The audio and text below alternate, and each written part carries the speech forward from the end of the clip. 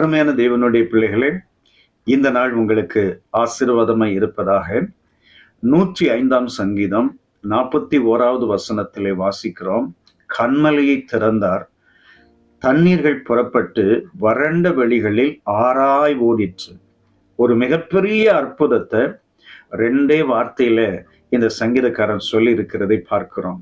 இந்த சம்பவம் யாத்ராகமம் 17ஆம் அதிகாரத்திலும் என்னாகமம் 20ஆம் அதிகாரத்திலும் நடந்ததை நாம் வேதத்திலே வாசிக்கிறோம்.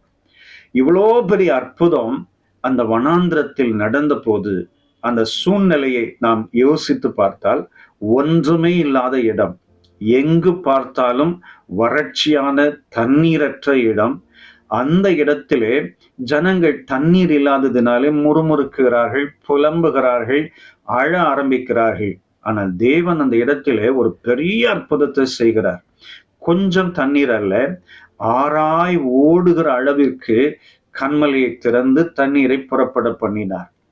இதை வாசிக்கிற போது விசுவாச பிள்ளைகளாக நமக்குள்ளே ஒரு மிகப்பெரிய விசுவாசம் எழும்ப வேண்டும். ஏனென்றால் வனாந்தரமான இடத்திலே, ஒன்றுமில்லாத இடத்திலே தேவன் அன்றைக்கு மோசேயை கொண்டு ஒரு பெரிய அற்புதத்தை செய்து ஜனங்களின் தாகத்தை தீர்த்தது எவ்வளோ பெரிய அற்புதம். அதே போல நம்முடைய வாழ்க்கையின் பகுதிகளிலும் எந்த பகுதியெல்லாம் வனாந்தரமா இருக்கிறதோ அந்த இடத்திலே தேவனால் அற்புதம் செய்ய முடியும். சிலர் என்று சொல்லுவாங்க, பாஸ்டர், எனக்கு என்னுடைய வாழ்க்கையை நான் யோசித்து பார்க்கிற போது எல்லா பக்கமும் வனாந்திரம், ஒரு நம்பிக்கை இல்லாத ஒரு சூழ்நிலை. எந்த பகுதி போனாலும், எவ்வளவு தூரம் நடந்தாலும் என் வாழ்க்கையில அது வனாந்திரமாகவே இருக்கிறது. எப்போ நான் ஒரு செழிப்பான இடத்துக்கு வருவேன் என்று எனக்கு தெரியவில்லை.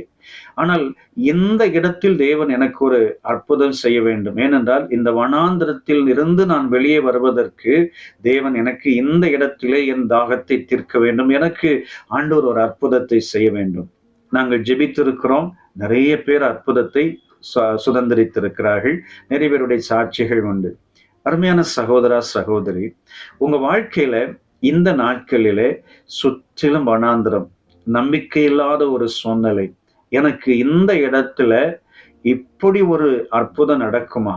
நான் தாகத்தோடு இருக்கிறேன், என் தாகத்தை தேவன் தீர்ப்பாரா? ஒரு எதிர்பார்ப்போடு கூட நீங்க இருக்கிறீங்களா? நான் விசுவாசத்தோடு சொல்கிறேன், இந்த வசனம் சொல்கிறதை பாருங்கள். கன்மலையை திறந்தார், தண்ணீர்கள் புறப்பட்டது. அது சாதாரணமாக அல்ல, ஆறாய் ஓடும்படிக்கு ஆண்டவர் செய்தார். இதே போல ஒரு அற்புதத்தை தேவன் உங்களுக்கு செய்ய போகிறார். அவர் கன்மலையை திறப்பார்.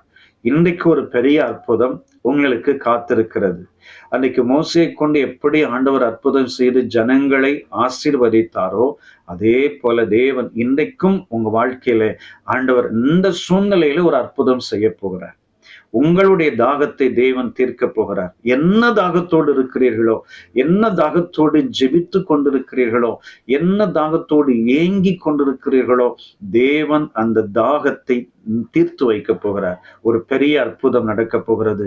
நீங்கள் அதிசயப்பட்டு பூரிக்கிற அளவிற்கு தேவன் இன்னைக்கு ஒரு பெரிய அற்புதத்தை செய்வாராக. நான் உங்களுக்காக தொடர்ந்து ஜெபிக்கிறேன். இன்னும் கர்த்தரோடு நெருங்குவோம். நிச்சயமாய் வனாந்திரத்தில் வழியையும் அவாந்திர வழியில் ஆறுகளையும் உண்டாக்குகிற தேவன் நமக்கு ஒரு பெரிய அற்புதம் செய்வார். இந்த நாள் ஆசீர்வாதமாய் மாறுவதாக உங்களுக்காக நான் ஜெபிக்கிறேன். அன்பு நிறைந்த பிதாவே, அருமையான எங்கள் சகோதர சகோதரிகளுக்காக ஜெபிக்கிறோம்.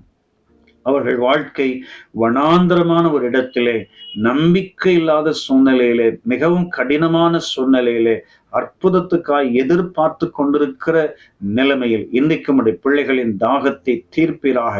அது வெறும் ஆண்டவரை ஓடையாய் அல்ல, ஆறாய் ஓடக்கூடிய அளவிற்கு தேவன் ஒரு பெரிய அற்புதத்தை உடைய பிள்ளைகளுக்கு செய்து சந்தோஷப்படுத்துவீராக. ராஜா, உம்முடைய நாமத்தை நாங்கள் உயர்த்துகிறோம்.